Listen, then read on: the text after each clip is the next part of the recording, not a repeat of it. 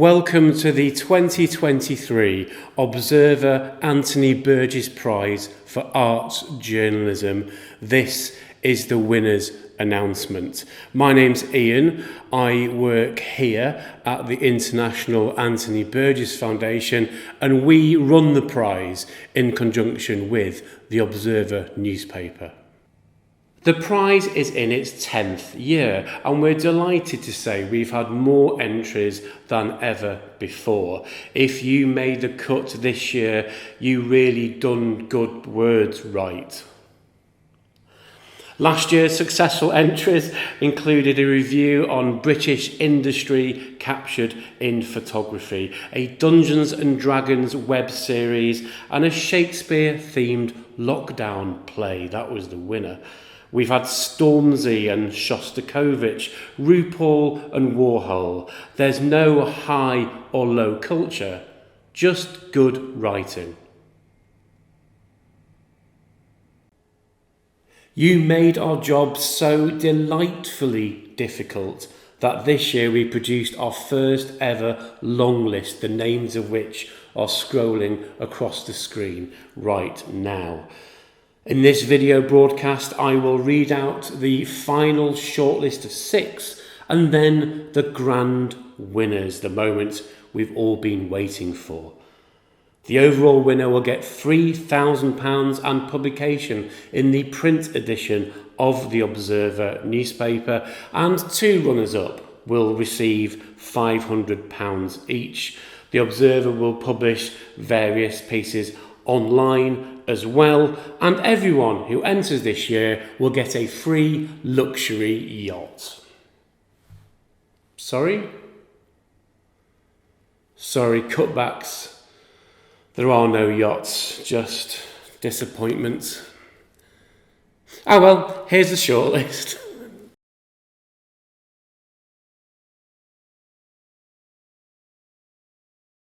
Cerise Louisa Andrews, who reviewed Hallyu, the Korean wave exhibition at the V&A.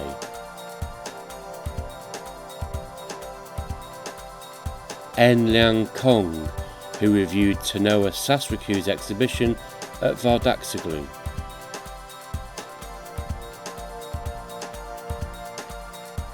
Heather Booton, who reviewed Football, Designing the Beautiful Game, an exhibition at the Design Museum.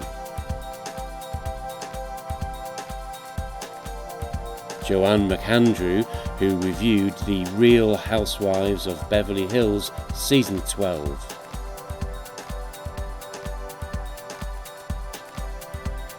Luke Hallam, who reviewed Perhat Thurston's novel The Backstreets, a novel from Xinjiang.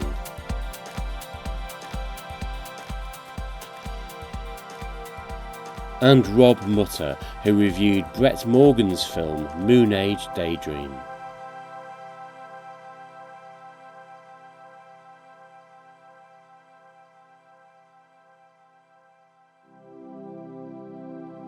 Anthony Burgess is best known as an author, but he was also a journalist, writing for publications all around the world throughout his life. He began submitting book and theatre reviews at the Manchester University magazine The Serpent. He went on to write for, among many others, the New York Times, The Spectator, Monaco's Saturday Review, Italy's Corriere della Sera, The Guardian, and, of course, The Observer. Burgess published 2 collections of his essays, and a generous new selection of his journalism is available in The Ink Trade.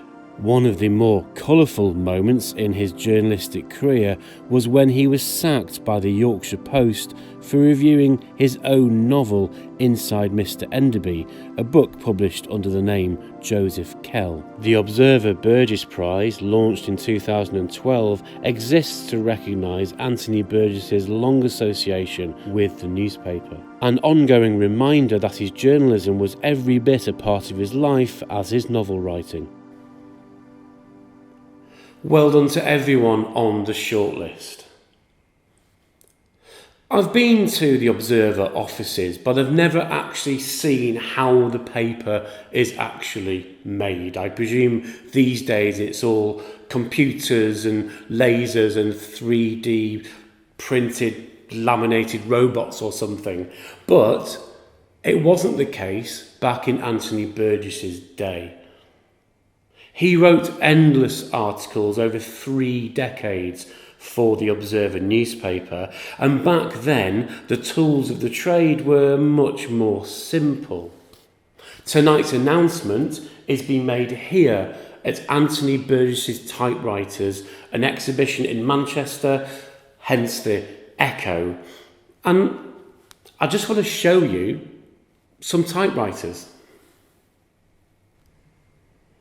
So this is the Olivetti Lexicon 80, produced in 1955. And Anthony Burgess used this very particular typewriter at Rue Grimaldi in Monaco, where he spent the majority of his time between 1976, really until his death. And it was in Monaco when he completed some of his most acclaimed works like Earthly Powers and Little Wilson and Big God. And it's quite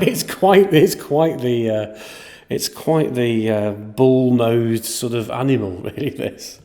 And here we have an Olivetti Latera 32, which was a pretty cool design back in those days. Before 1968, typewriters were pretty functional, and they had this really sort of cool swish sort of typewriter. And Anthony Burgess actually worked his way through several of these. Other Olivetti enthusiasts include Tennessee Williams and Cormac McCarthy, and one of his Olivettis sold for £250,000 back in 2009. Quite remarkable. Look at this bashed old thing. Its keys are falling off. It got used so much. And we must look at that quote that has been sat behind me during the whole of this broadcast. The words of Anthony Burgess. The ritual of beginning the day's work at the portable Olivetti is human and solitary.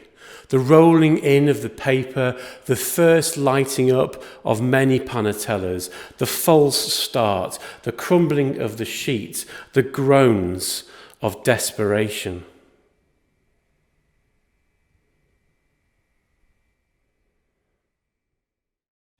Reviewers are viewed by genuine writers with a mixture of foreboding and contempt. The status and indeed the physical condition of the reviewer are summed up in a trenchant article by George Orwell. The man looks older than he is. He sits at a table covered with rubbish which he dare not disturb, because there may be a cheque lying underneath it. He began his sub-literary career as a genuine literary one, with high hopes and noble aspirations.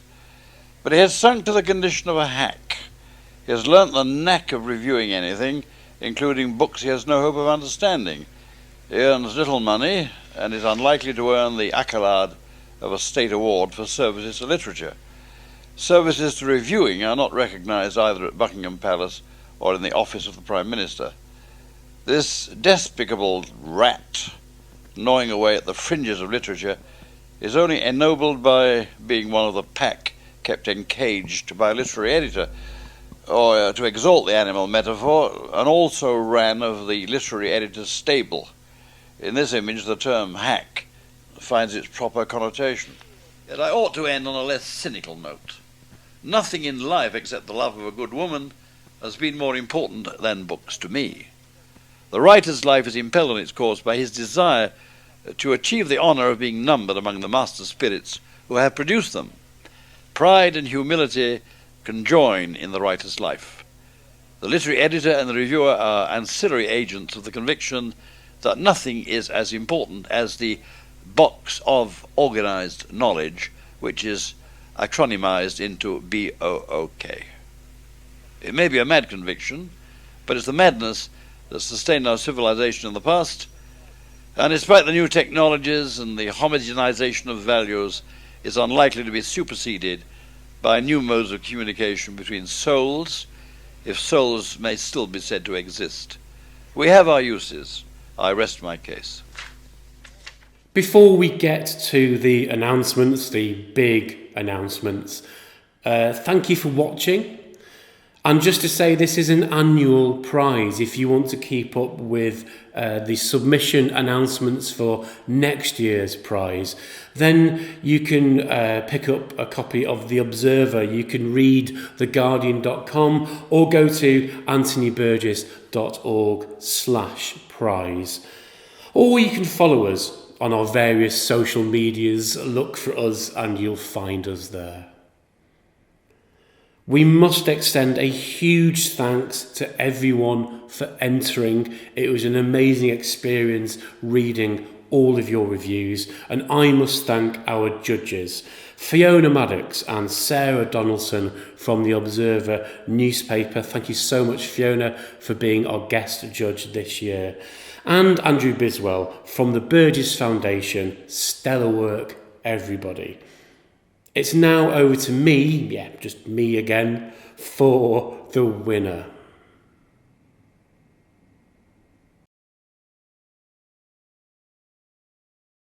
And now the moment we've all been waiting for.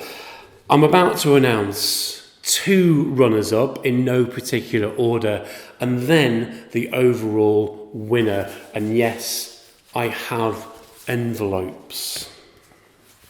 So here goes.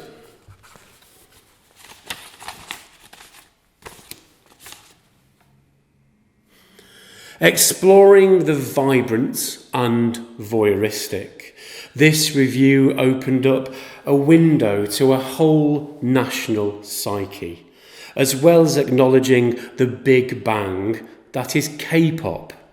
Runner-up is Cerise Louisa Andrews for reviewing Hallyu, the Korean Wave exhibition at the V&A. Congratulations.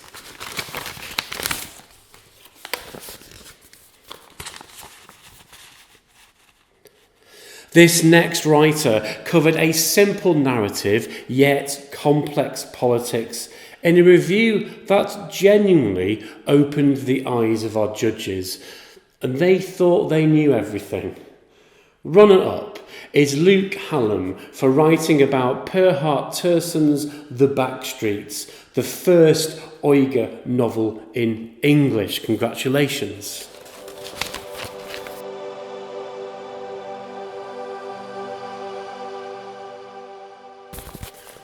And now the first prize. Good luck, everyone.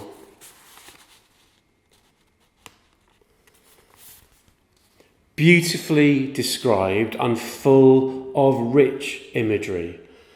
The winning review took us from the sodden wetlands to the earthiness of the highlands, from childhood memory to fleeting contemplation, all the while asking larger questions about art.